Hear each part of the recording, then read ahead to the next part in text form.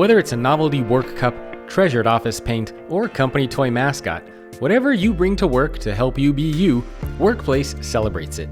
Their easy-to-use features make work feel more familiar, as well as helping everyone work together in new ways. Visit workplace.com/human to discover more. Again, that's workplace.com/human.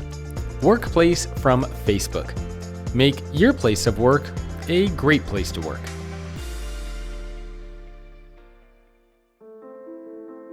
People who work super long hours, meaning like 50 a week, which frankly is on the modest side of many people's hours, they only make on average between 6 and 9% more than someone who's working 40 hours or less.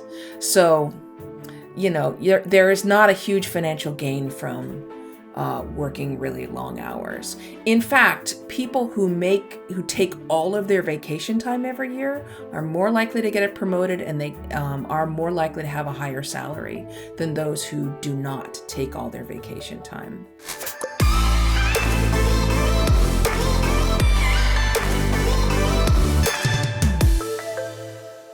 Hello, everyone. Welcome to another episode of The Future of Work. My guest today is Celeste Headlee. She is an author, she's a musician, she's a speaker, and some of her books you have probably read or have heard of, and they are Do Nothing, How to Break Away from Overworking, Overdoing, and Underliving, and Speaking of Race, which is her newest book, and why everybody needs to talk about racism and how to do it, and we're going to touch a little bit on that as well. Celeste, thank you for joining me. Thanks for having me. It's great to be here. I know before we started, I'm having like all these tech issues with my new computer, so you've been very patient. I appreciate that. That's quite all right. You're also being patient with possibly the sound of cleaners behind me. So yeah, it's funny though. The work from home stuff. Yeah, it's the work from home has its benefits, but also its challenges as well. It does. Well, to get started, why don't we begin with a little bit of background information about you. How you got involved with a lot of the work that you're doing now, and what you're up to these days.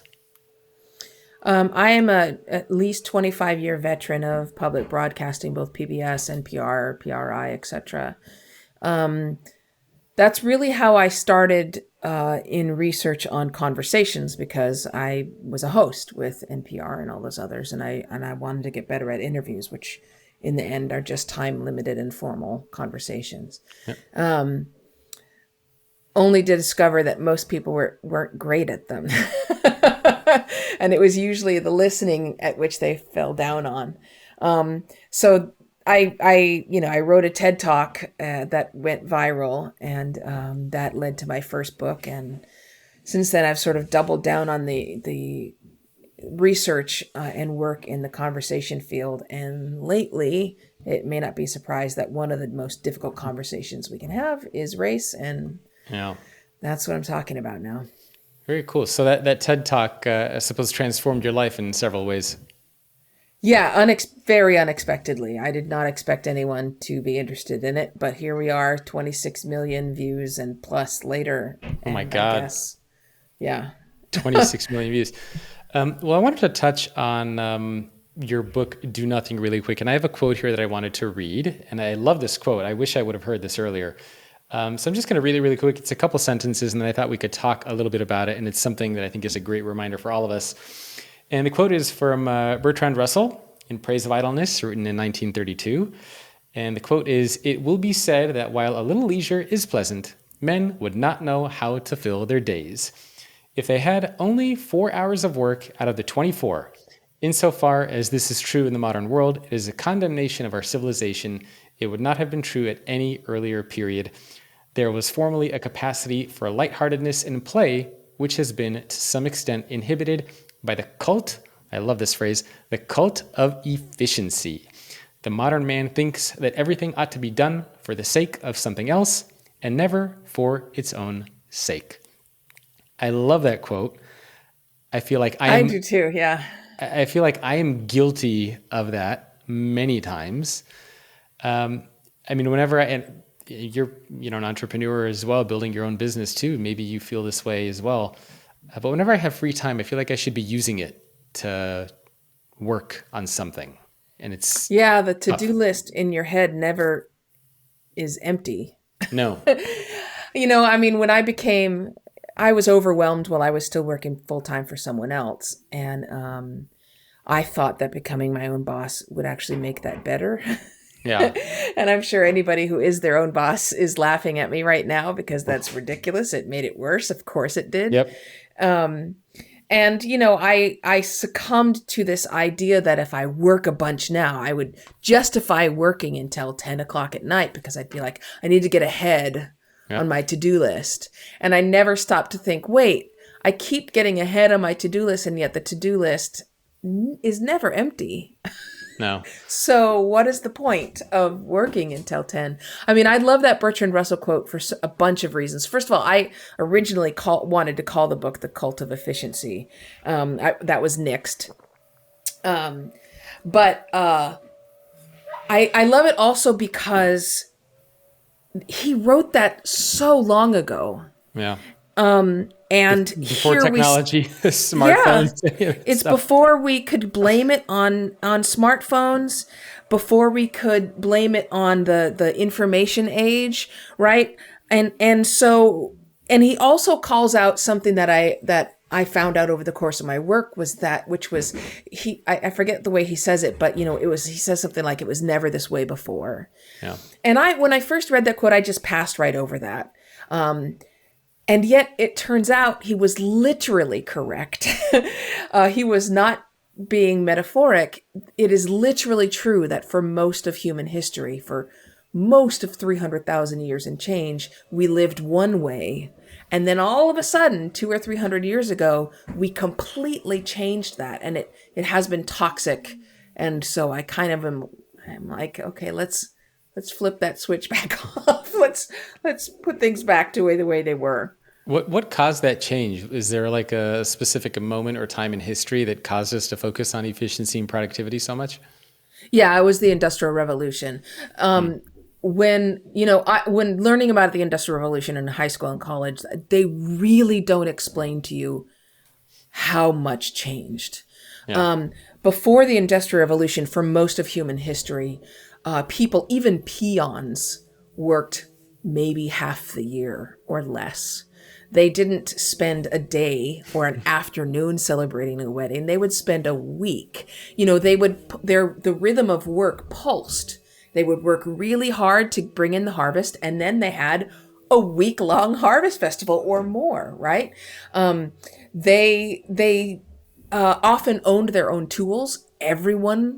Lots of people were entrepreneurs because they had the means for their own business to support themselves and make what they needed in their own homes. And also another thing is that in many areas of the world, even somebody like a serf owned a tiny plot of land. It was that community land that ended up being taken away during enclosures. So when the Industrial Revolution came along, first of all, I don't think we realize how recent that was. It wasn't until the early 20th century that more people lived in cities than lived in rural areas. Okay, that's very recent. Yeah. So that's the first thing, is people began moving into city centers because that's where they were building the factories, right? The other thing is, and this is one thing that really came home to me over the course of this research, was time. For the first time in human history, time equaled money. That had never been true before.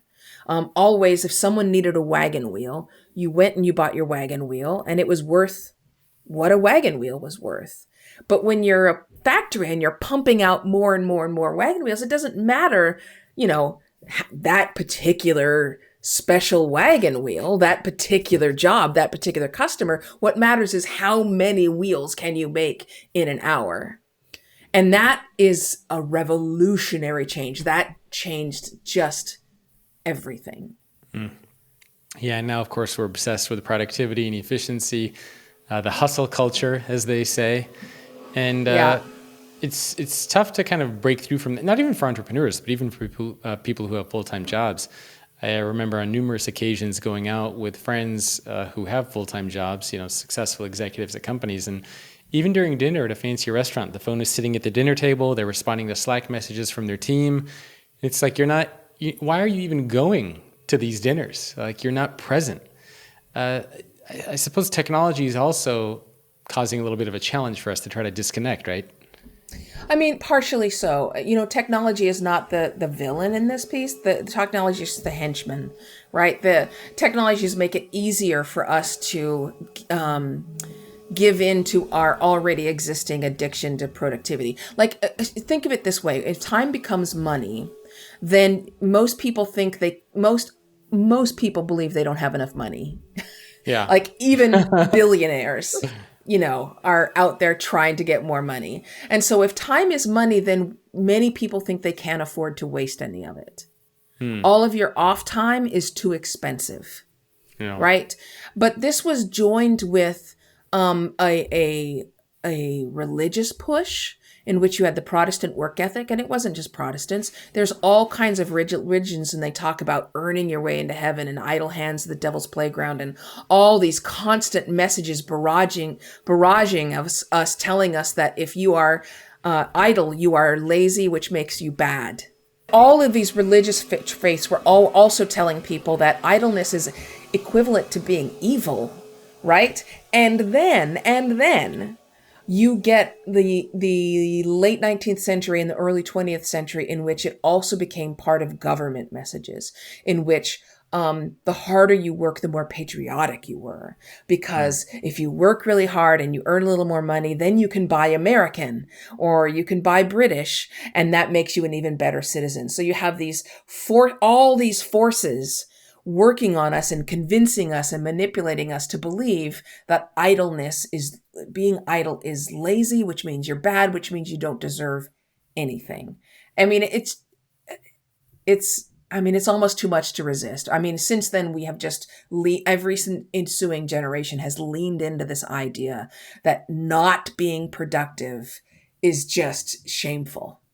So part of me wonders if it's also about the commitments that we make, because oftentimes people will say, well, I can't take a vacation because I have an expensive mortgage, or I'm trying to save up for a vacation. So, is it so much just about the productivity and the efficiency, or is it about the commitments that we're making and we're overextending ourselves and forcing ourselves to be more productive and efficient?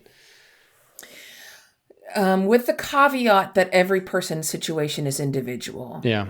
I will say this. I looked into that kind of idea. There's a couple things. Number one, people who work super long hours, meaning like 50 a week, which frankly is on the modest side of many people's hours. They only make on average between 6 and 9% more Really? than someone who's working 40 hours or less. Interesting. So, there is not a huge financial gain from working really long hours. In fact, people who take all of their vacation time every year are more likely to get it promoted, and they are more likely to have a higher salary than those who do not take all their vacation time. Another thing is that long hours are literally counterproductive. When you are working very long hours, you are much more error prone. You are much more irritable. So your teamwork goes straight into the toilet. You are not innovative. You're not using your executive function in your brain because you're in fight or flight mode all the time. You're tired. And so you tend to you don't get the kind of ideas you might get otherwise. Like I said, you miss errors. And the other thing I would say is that the WHO just came out with a massive study that they did in several countries, showing that working long hours literally shortens your life. There's a direct connection between working long hours causing a higher risk of both stroke and heart disease and heart attacks. So, Yeah, the data says there's just nothing. Yeah, I don't know what to say to that. It's like you're telling yourself a story about why you need to work all these hours, and it's not a true story. Yeah, I haven't taken a vacation in I think around 3 years or so now. So it's my wife and I are both entrepreneurs, and we have 2 kids at home. We have 2 dogs, so we're constantly like, well, we got stuff going on. But I think it's important for us to I'd say it's time to start taking your vacation. Yes. You would be surprised once you do it. Once you begin to take all your vacation time, you'd be surprised at how unproblematic it is. Yeah. Like, I had to do the same thing of forcing myself to take my vacation times. When I quit one of my jobs, it turned out I had thousands of dollars coming to me in unpaid sick leave and vacation leave. But now that I've started adding it into my year, that I always keep my balance and my vacation balance as close to zero as possible, it's really not. All of the reasons I told myself that I couldn't take vacation turned out to just not be a problem. Yeah. Well, do you have any advice on where people can start? Because I'm sure a lot of people watching and listening to this are saying, all right, I get it. I should take that time. We're going to listen to Celeste. But I got too much. And it could be a mental thing. It could be a real thing. I don't know. But how do you begin to make time for yourself and to not overwork? The first thing you have to do is you have to start tracking your time. This is such a simple exercise. Many people want to skip it. But in fact, people's time perception is pretty low. Time perception is what refers to how accurate you are in estimating where your time goes. And frankly, people are not accurate at all in estimating where their time goes. So, for example, one woman that I worked with, I asked her to estimate how she thinks she spent her day, and she estimated she spent about 90 minutes on social media. Turns out she spent 4 hours a day on social media. It's really, really common that we spend more time, especially like shopping online, idly clicking through links and looking at different articles, scanning through our Twitter feed real quick. And a lot of our time is just bleeding out that way. So you have to start tracking your time. Another thing is that it has been shown again and again that oftentimes when people begin to track their time, they discover lost time. So for example, when I went through and saw how much time I was spending shopping for boots that I wasn't going to buy online, and I stopped doing that, I suddenly found out that I had way more time than I realized. You look at it this way. This is one of the ways that I put it in the book. One day I came home from work and I was exhausted, and I was like, there's no way I'm making dinner. I'm tired. Whatever. I'm going to order out again. And I love to cook. So, that wasn't the excuse. And I happened to look into my kitchen and I started noticing all the items that I have that my grandmother doesn't have that save me time. Every single one of them saves me time over what it took my grandmother to do daily chores. So I started walking around the house with a notepad, adding up on a weekly basis about how much time did I have that my grandmother didn't have. And I ended up with, I think, like somewhere between 15 and 20 hours a week extra that I have. And yet she was a member of social clubs, and she wrote books and did all these other things and gardened. And, every time she came home from a vacation, she showed the slideshow to all of her neighbors, and they had backyard barbecues with all the neighbors, and they played canasta with friends, etc., etc. And we look back at these hobbies that people had, the things that people did in their free time, and we think, oh, isn't that cute? Yeah. Who has time for that anymore? But, we have all these things that save us time. Every single thing that we purchase and invest in says it's going to save us time. So where is that time going? That's why the tracking is so important. You have to figure out where your time is going. Okay. And then, so after you do the tracking, I guess the next step after that is going to be kind of optimizing how you actually use your time and where it goes. Yeah, you just got to decide what do you want to do on a average weekday? What do you want to do on the weekend? But here's another important step is you have to also figure out for yourself how much focus time you have each day on average. So no human that we know of so far has 8 hours of focus time. Yeah. Not true. Nobody has that. So how much do you have? Some of the most famous and productive and celebrated people in history had maybe 4 hours a day of focus time, some as low as 3 or some like 2.5.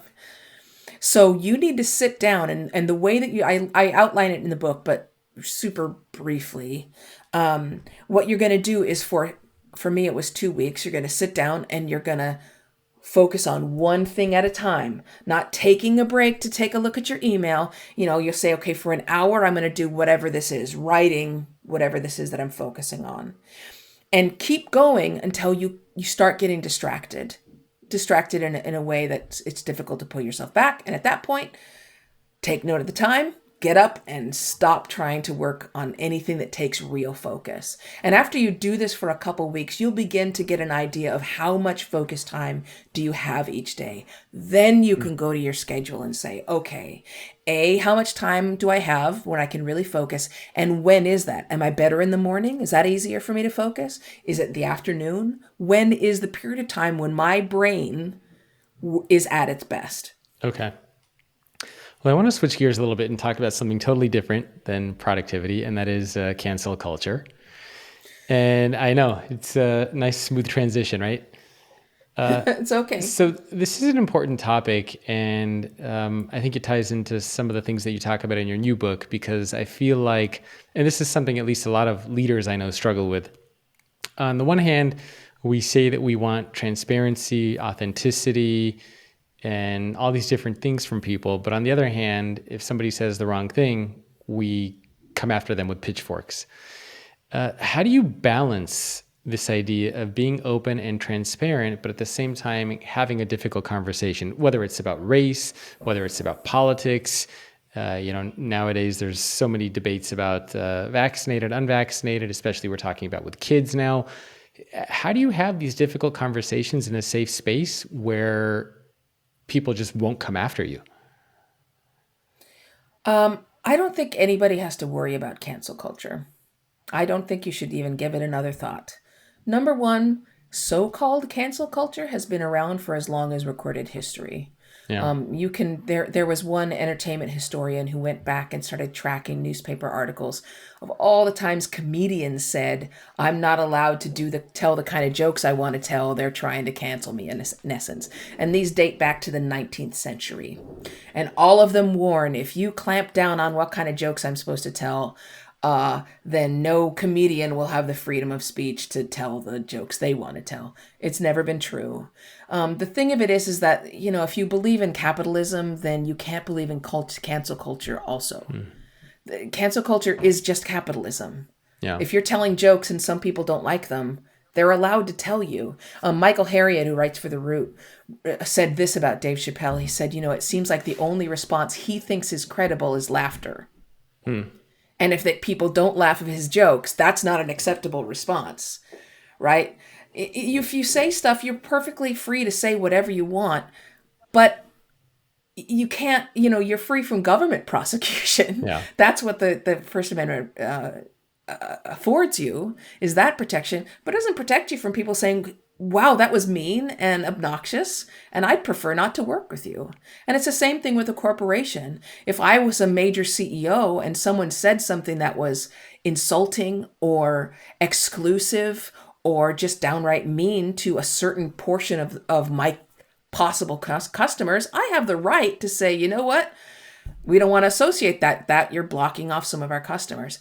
But, what I keep asking people when they bring up cancel culture is say, okay, great.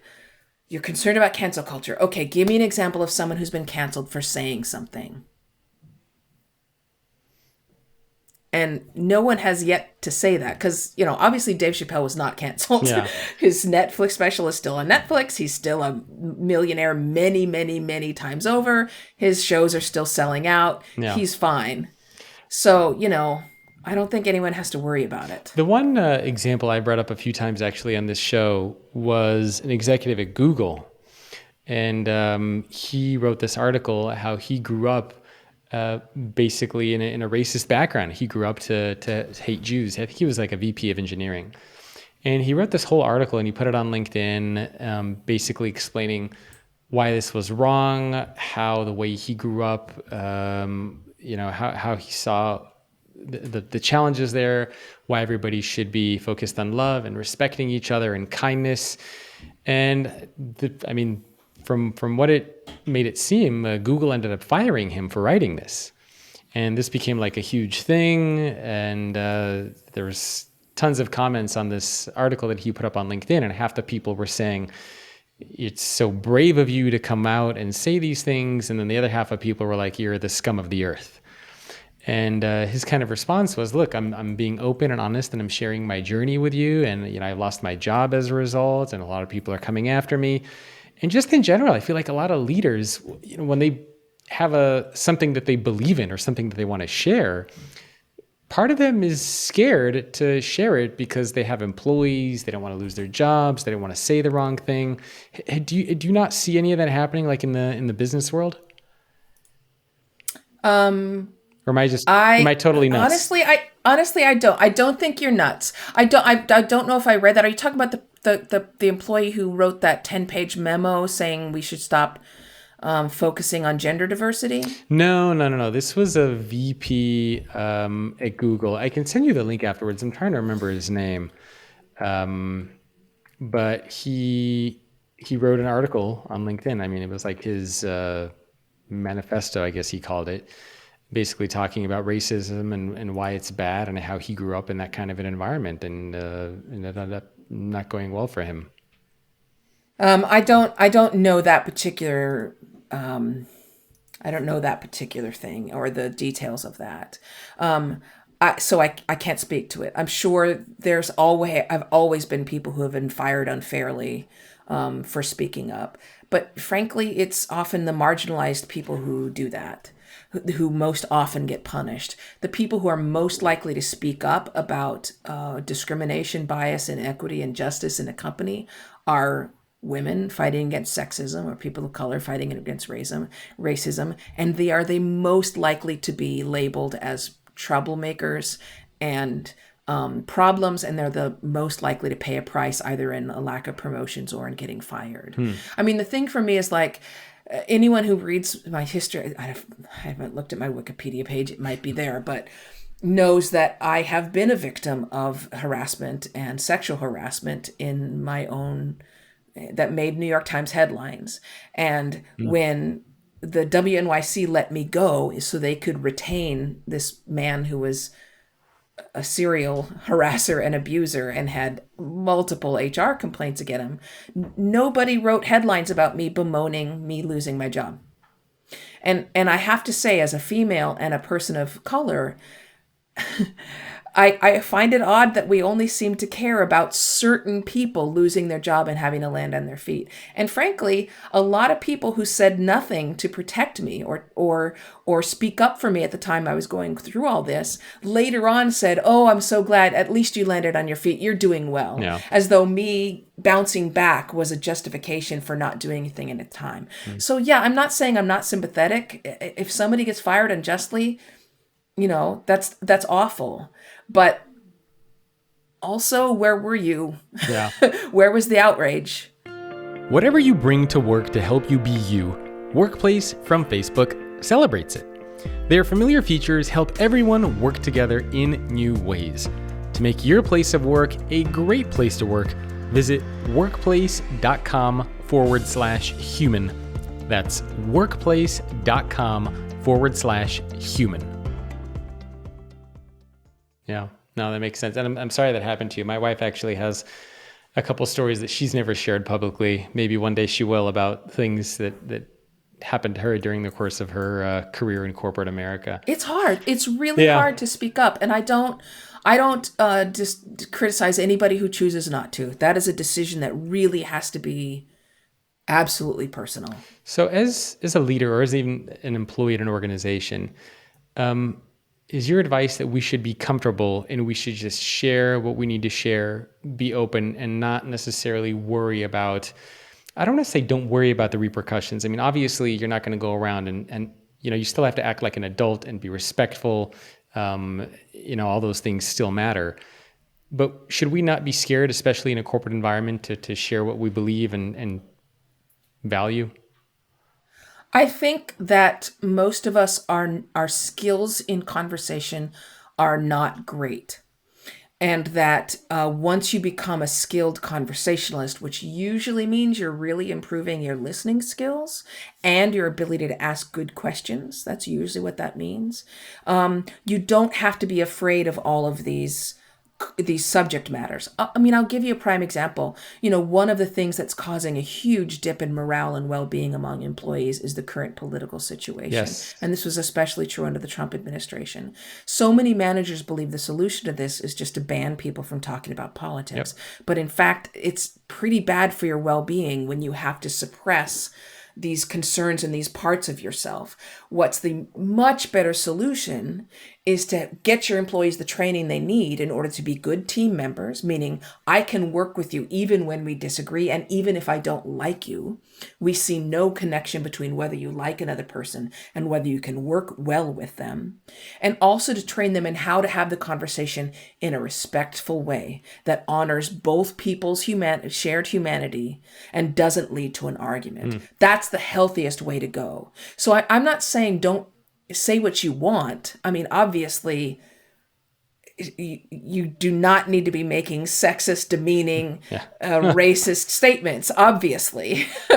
All I'm saying is that no topic should necessarily be off limits, as long as you have learned how to have those conversations in a respectful, civil, and non-hostile way. So what's the best way to do that? That's a good transition into what I wanted to talk to you about next, and that is how to have tough conversations. So do you have any advice or tips or strategies that we can use? And I suppose a tough conversation could be anything from hiring or firing somebody to talking to somebody about politics to, anything for that matter.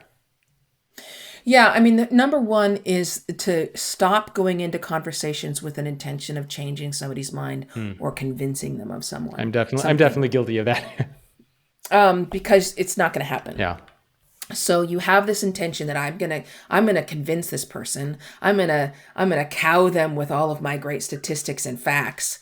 And of course that's frustrating when that's what you're trying to do and it's not working. It's also extremely upsetting to the other person when they feel like they're being browbeaten. So you just gotta stop trying to do that. And when you start approaching these conversations, not in terms of worrying about what you're going to say, but instead thinking about what it is you want to hear from the other person, you will find your enjoyment of the conversations go through the roof. In fact, there's good scientific evidence that your enjoyment of a conversation increases the less you talk, in inverse ratio to the amount of time that you spend speaking. That's number one, once you let go of that, it actually should also be a little bit of relaxing. Right? The stakes are low. You don't have to convince them of anything. You don't have to prove them wrong. You're just there to give your own thoughts in as calm a way as possible and ask them good questions so you can learn something from them. What you're learning is not that you yourself are trying to be convinced that you're wrong. That's not going to happen either. You're not going to change your mind either. Right? You're not going to change their mind. You're not going to change your mind, statistically speaking. What you're learning from them is you're learning more about them as a person. If they are completely wrong, what you're learning about is where they come from, why they have gotten to this particular point. Let me give you an example because a lot of people are talking about CRT right now. And I saw this interview with this older dude, and the reporter says, what's your number one issue for your vote? And this was in Virginia. And the guy basically said it was CRT. The reporter says, okay, what's CRT? And he says, I don't really know. I don't know very much about it. It's just that what I do know, I don't like. And the reporter says, okay, so what do you know? And he says, I don't really know anything about it. And I thought to myself, this is a perfect example because this is an example of why your statistics and facts are not going to convince anybody because in the end, it's not a logical argument. This person is upset about this for other reasons, because of beliefs, because of values, because of feelings and emotions. And so you're bringing your statistics and logic to an emotion fight.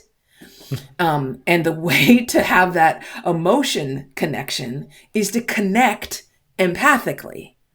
That's what you need to do. rather than trying to browbeat somebody. That's how you get into trouble. I love that advice. My wife always reminds me of that because sometimes, if we ever argue or get into some kind of debate, she's like, you know what, Jacob, you could be right or you could be loving. Which one do you want to be?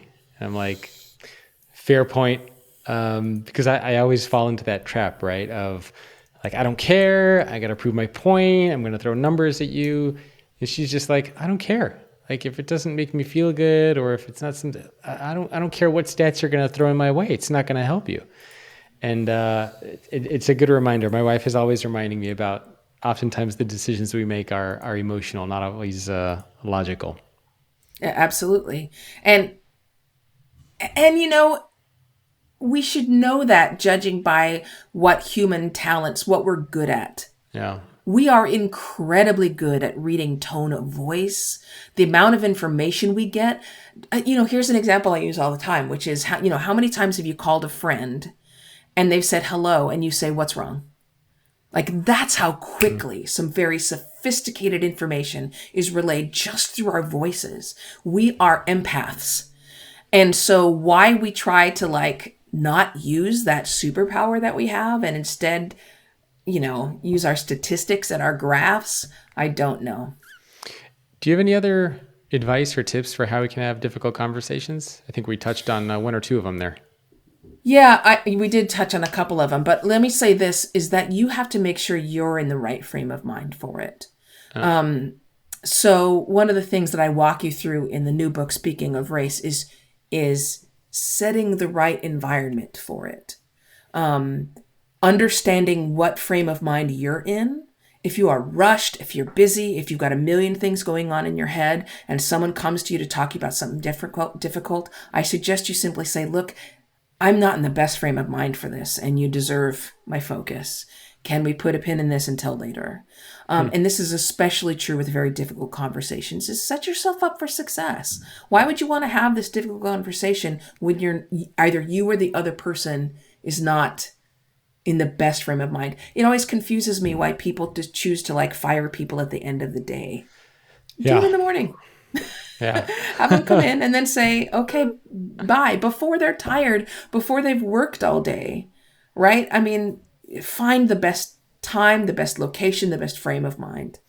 It's interesting because I remember there was a study, I talked about it in my recent book, The Future Leader, as well. I think it was on empathy. And I think one of the criteria for empathy is that you need to be in a similar or neutral state to the other person. Where if somebody comes to you and they're very upset or angry and you're elated because you just got a promotion, it's going to be very hard for you to be empathetic because you're on totally different wavelengths. And similarly, if somebody comes to you and they're ecstatic and they're happy, you're upset or frustrated, it's going to be very hard for you to connect. So that taking time to get in the right frame of mind, whether it's a similar state or a neutral one, I think is really a good piece of advice for people to remember. Because oftentimes we feel like we have to respond right away, right? Somebody comes to you and you got to give an answer, and it's oftentimes doesn't work out well. It's a really bad idea to do that. And that research that you're talking about, there's really great studies done in this at the Max Planck Institute. And they were super interesting, right? They would bring in a group of people.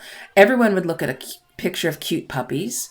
And at that point, everyone felt nice. And when you asked them, how does this other person feel who's looking at cute puppy pictures? They'd say, I bet they feel pretty good. And their empathic accuracy was through the roof.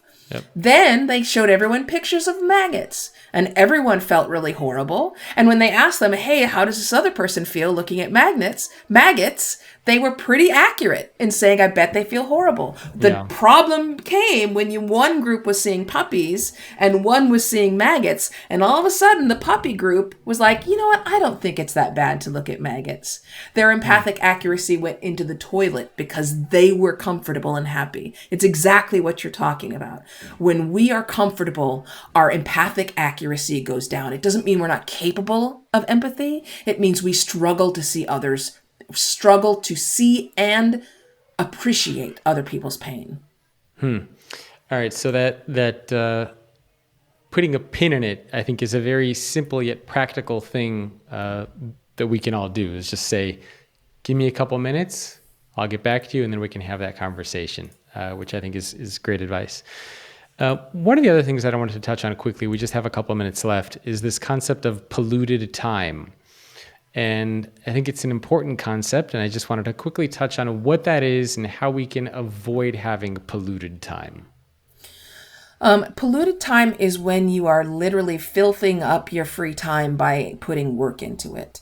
A lot of people make the mistake at this point of merging their business email and their personal email, for example. So you check your personal email at 8 o'clock at night and you see all the business emails come in as well. Or you're checking your Slack channel because you didn't turn off your Slack notifications at dinner on a Saturday night. Or you're thinking about work and you're cogitating. You're supposed to be sitting out in a park enjoying the weather, and instead you are sitting there thinking about what you're going to tell your coworker when you get on Monday, the one that keeps, I don't know, spilling coffee on your keyboard.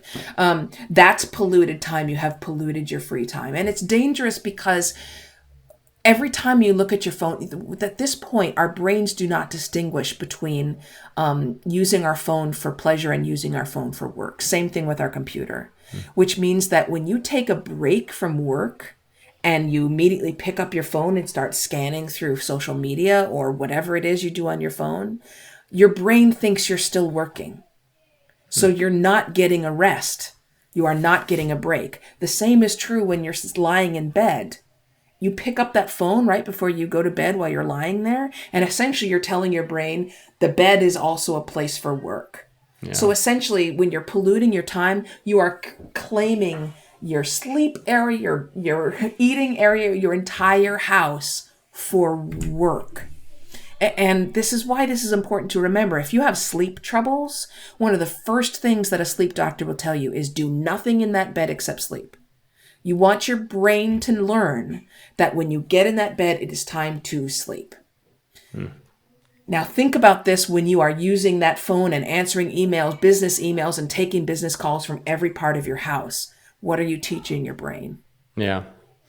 No, and again, I've certainly been guilty of that as well. And it's something I'm trying to work on too, especially having technology out of the bedroom, because it's something a lot of people struggle with during meals with family and with kids as well. So I love that idea of polluted time. Well, we only have a couple of minutes left. Why don't you let people know where they can go to learn more about you, where they can grab any of your books, anything that you want to mention for people to check out? I mean, the books are available pretty much everywhere. I'm always going to encourage people to go to bookshop.org or support their local indie shop.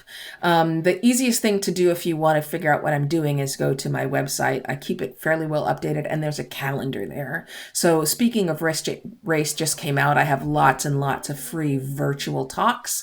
They're all on the calendar where you can register and catch up with me. The last best place to catch up with me is Twitter. That's the one social media that I use pretty constantly. What's your website URL?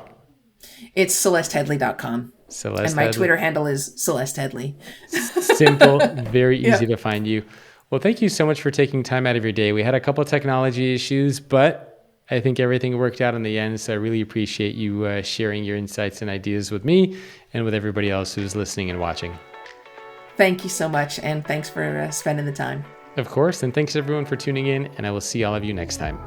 Thanks again for tuning into the show, and don't forget to go to 6leadershiptrends.com to grab a copy of my brand new PDF, which is going to walk you through the 6 trends that are shaping leadership and what it means to be a leader, and it will also give you action items for what you should be doing for each one of these 6 trends to adapt and evolve so that you can be a better leader in the future of work.